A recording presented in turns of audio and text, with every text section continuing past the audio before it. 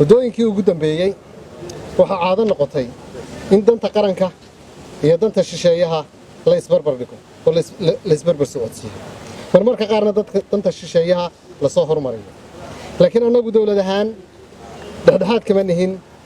dawladnimada iyo madax bannaanida dalkeenna ilaalinta dalka diinta iyo dastuurka ayaanu u dhaaran sidaa darteed annagoo ixtiraamayna daris wanaagga iyo madax bannaanida waddamada nala jaarka ah haddana marnaba ma ogolaanayno in lagu soo xadgudbo madax bannaanida qarannimada iyo jiritaanka jamhuuriyadda federaalka Soomaaliya shirkan jaraa'id waxaan markaa u qabanay inaanu fariin arrintaa ku saabsan halkan ka dirto oo ay ugu horeyso kow arrinta Kenya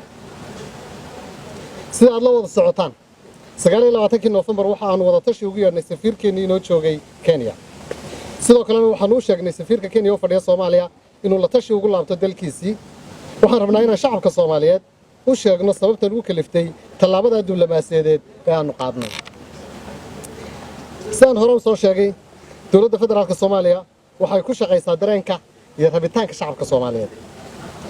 waxaana u taagan tahay difaaca iyo ilaalinta madax bannaanida dalka sidoo kale waxay dhowraysaa xeerarka caalamiga ah iyo wada noolaanshaha shucuubta caalamka Kenya waxaanu haynaa ixtiraam qadarin darisnimo iyo inaanu ahaano dan wadaag labadaba ku wada nool mutual interest dhinacayaga markasta waanu dhowrnaa arrimahaas asaasiga laakiin Kenya kama muuqato darisnimo wanaag ee waxa ka muuqda damac dama socda riyo maalmeed aan munaasib ahayn iyo qarab ku dhisan dhalanteed oo ay ku hunguraynayso dhulka iyo badda Soomaaliyeed tusaale ahaan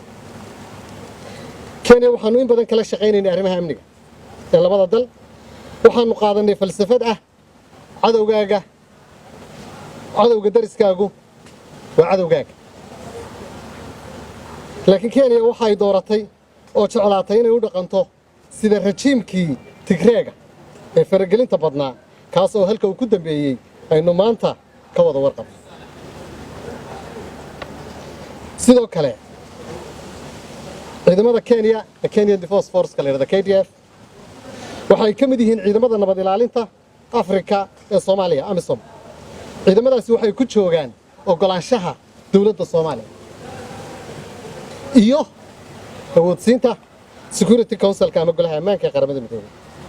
dhinacayaga ciidamadaas sida ciidamada kale AMISOM waxaanu la leenahay wada shaqayn buuxda laakiin dhinaca Kenya taasi kama jirto marar dhowr ah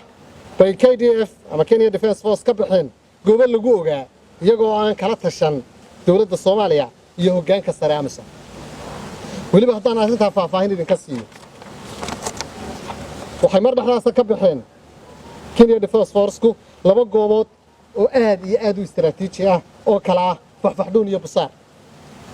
iyagoo aan cidna ka talagelin bixistaas talaalaaneed ee aanay cidna u sheegin inay baxayaan shacabka Soomaaliyeed ku nool gobolka Gado dib badan baa ka soo gaaray intaasoo kaliya ma hadhibto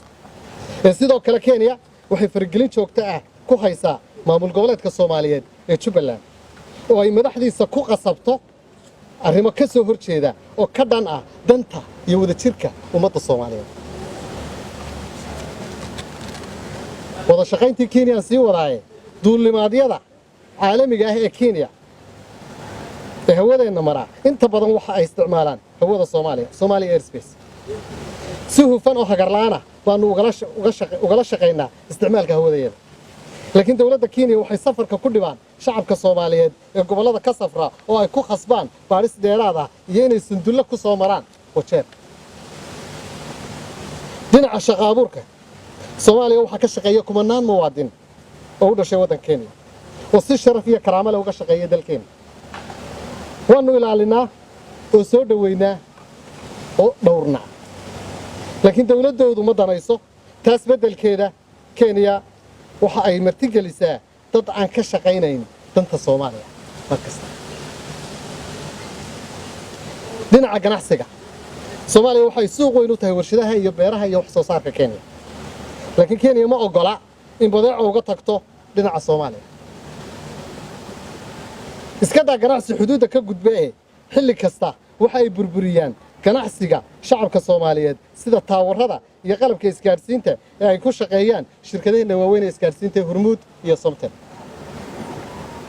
dhibaato kale oo shacabna inta badan oo ay ciidamada Kenya Defence Force ku geystaan oo gobolka Gedo iyo gobolka Jubbada Hoose iyo gobolka Jubbada Dhexe ka geystaan uu soo gaaray. intaas oo dhan oo jirta intii Soomaaliya ka soo kabatay ay soo kabatay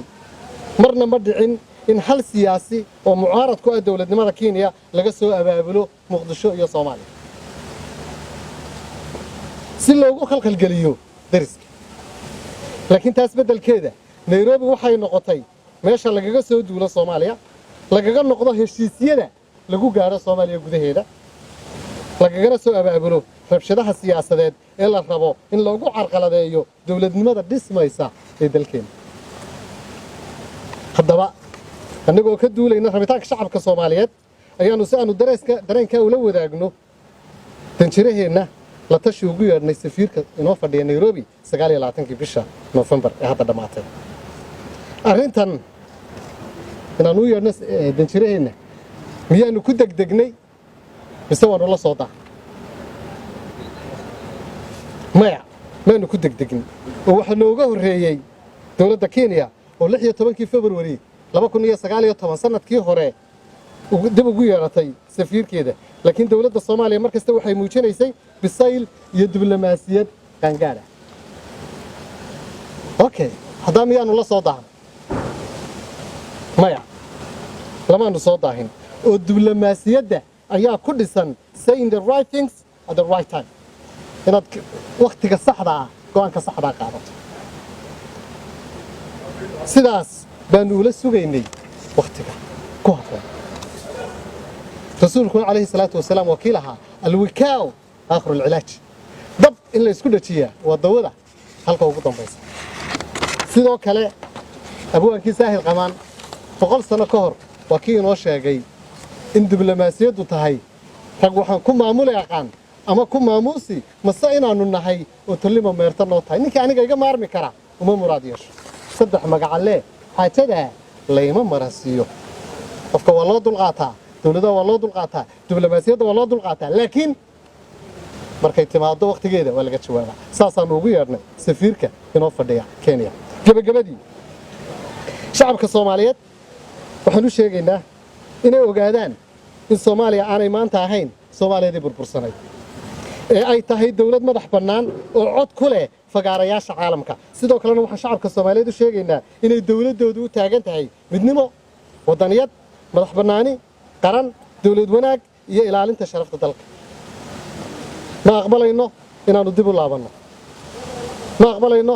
inaanu hal dhibic ka tanaasulno awoodda iyo madax bannaanida qarameed ee Soomaaliya sida uu nafarayo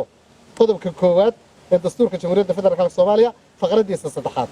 iyo sidoo kale qodobka 2 faqradiisa 1 iyo faqradiisa 7 axdiga qaramada midoobay oo adkeynaya madax bannaanida iyo in sharci darro ay tahay in la farageliyo dal xor. ugu dambayn siyaasiyiinta mucaaradka ku ah dawladda Soomaaliya siyaasiyiinta mucaaradka ku ah dawladda Soomaaliya waxaan ugu baaqaynaa inay ka waantoobaan